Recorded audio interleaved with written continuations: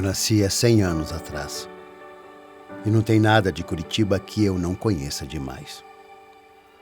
Desculpe a falta de modéstia, mas a idade me dá certa autoridade para falar sobre esta cidade na passagem do meu século. Eu vi o comércio desde sempre, pois nasci em cima dos tapumes do antigo mercado municipal. Ponto concorrido pelos tropeiros que ali vendiam seus produtos. Eu vi o largo da cadeia chamar-se Largo do Mercado, para depois se tornar Praça Generoso Marques. Eu senti as minhas paredes se levantarem com a imponência de um prédio feito para ser a primeira sede própria da Prefeitura Municipal de Curitiba. Tem uma referência, primeiro, dos meus avós. O meu avô paterno foi advogado, tinha escritório uma quadra dali, próximo da antiga Casa da Manteiga.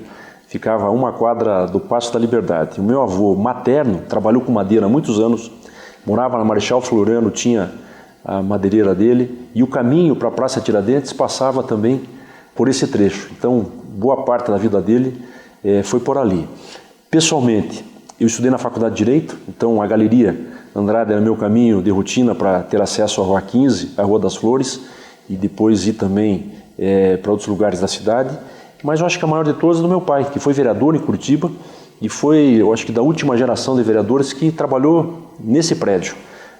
Funcionou lá até a década de 60, comecinho de 70, além da prefeitura, a Câmara Municipal, e as sessões eram onde hoje tem um auditório. Mas seguramente marca muito a história de Curitiba e a história de muitas famílias que, enfim, tiveram a oportunidade de já estar aqui há algumas gerações.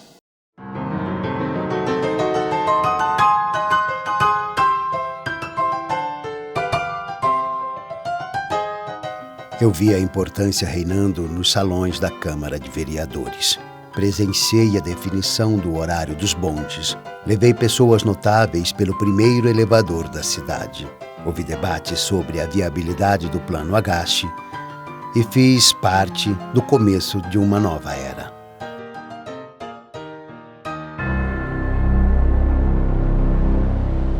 E depois de 53 anos de funcionamento, em 1969, eu vi minhas portas se fecharem e emudeci. Foi um silêncio de 4 anos.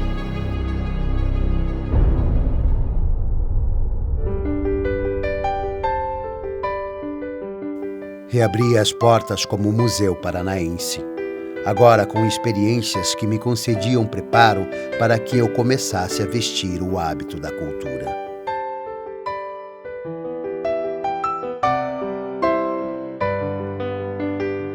Ele, além da memória, eu acho que o mais interessante de se observar nesse prédio é a participação do artesão europeu, o imigrante europeu que estava chegando. Todos eles tinham uma especialidade. Eles são descendentes das guildas medievais, que de pai para filho era passado uma profissão, e eles todos tinham uma especialidade.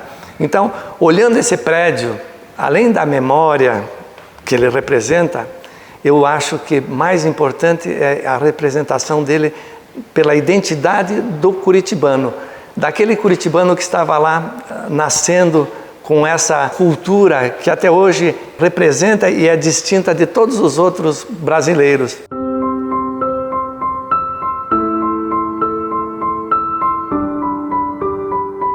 Para dizer a verdade, o tempo voou quando comecei a expor belíssimas peças arqueológicas e a realizar exposições que facilitavam a compreensão da origem paranaense.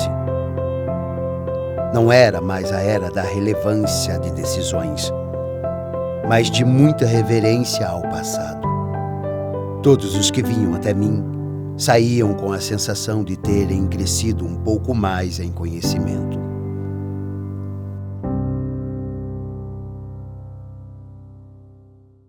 E a missão fundamental do museu era cuidar da memória coletiva.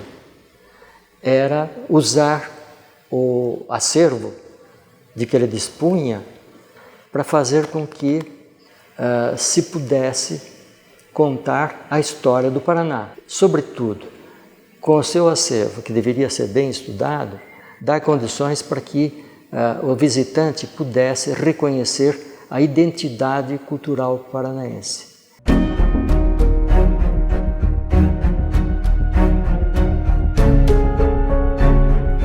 Mas quase 30 anos depois, novamente, o imprevisível do esquecimento me visitou. Desta vez, uma queda de mais 4 anos, que pareciam não acabar. Solidão, medo, culpa e falta de rumo. Quem conhece o abandono entende estes sentimentos.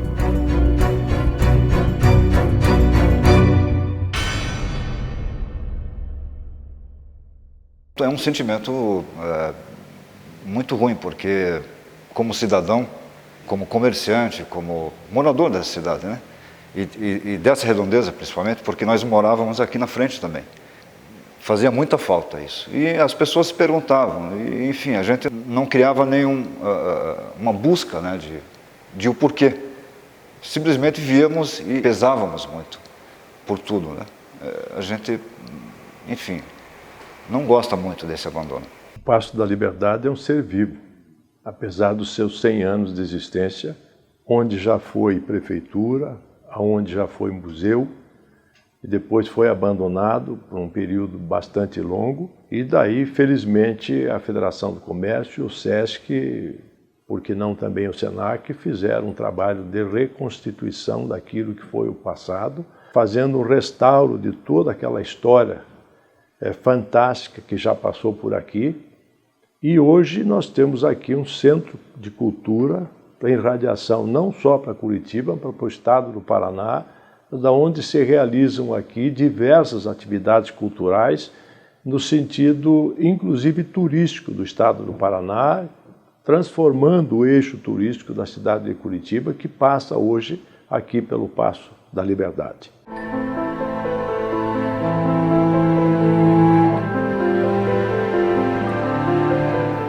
Não tento explicar com palavras. Não conseguiria. Porém, nem por isto consigo negar que tudo me deixou ainda mais forte, mais preparado para poder assumir as fases da restauração.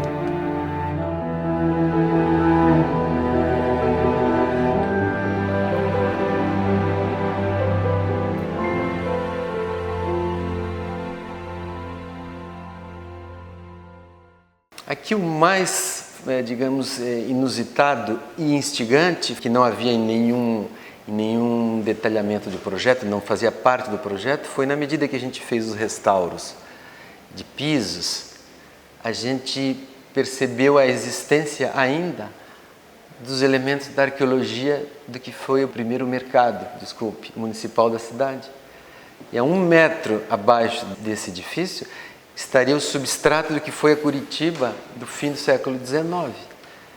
Então nós vimos que tínhamos pisos, lajotas, canaletas de limpeza, marcações de boxes do que era o grande mercado da cidade, onde tudo convergia para cá, as trocas, os produtos locais, no momento em que Curitiba e a 15, como é hoje, era um auge comercial, cultural. Com a recuperação dessa entidade, desse prédio importante, ele irradiou uma série de intervenções, ou seja, ele emitiu a possibilidade de recuperação de todo o entorno. Então, logo em seguida, surgiu a recuperação da Rua Riachuelo, a Rua São Francisco, ligando ao setor histórico.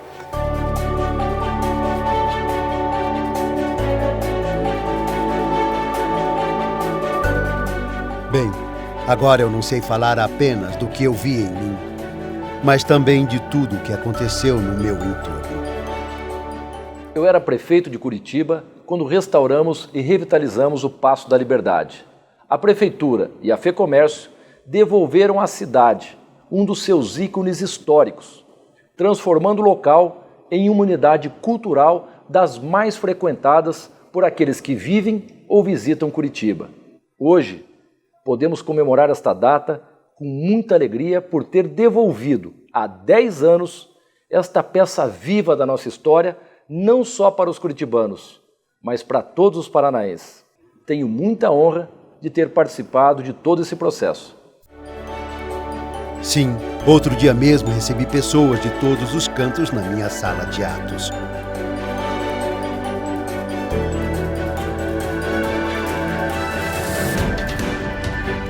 Descobri que a música encanta ainda mais aqueles calejados pelos desafios da vida.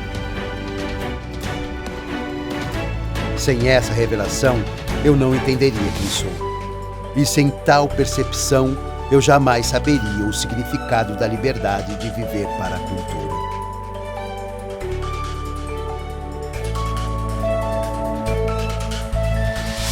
A liberdade de atuar com a educação, realizar shows, apresentar filmes, dar suporte a novas mídias, fomentar o pensamento crítico, realizar monitorias e exposições, de reverenciar o passado na alma, de abrir minhas portas como um presente para o amanhã. E poder dizer: eu sou o Sesc Paço da Liberdade.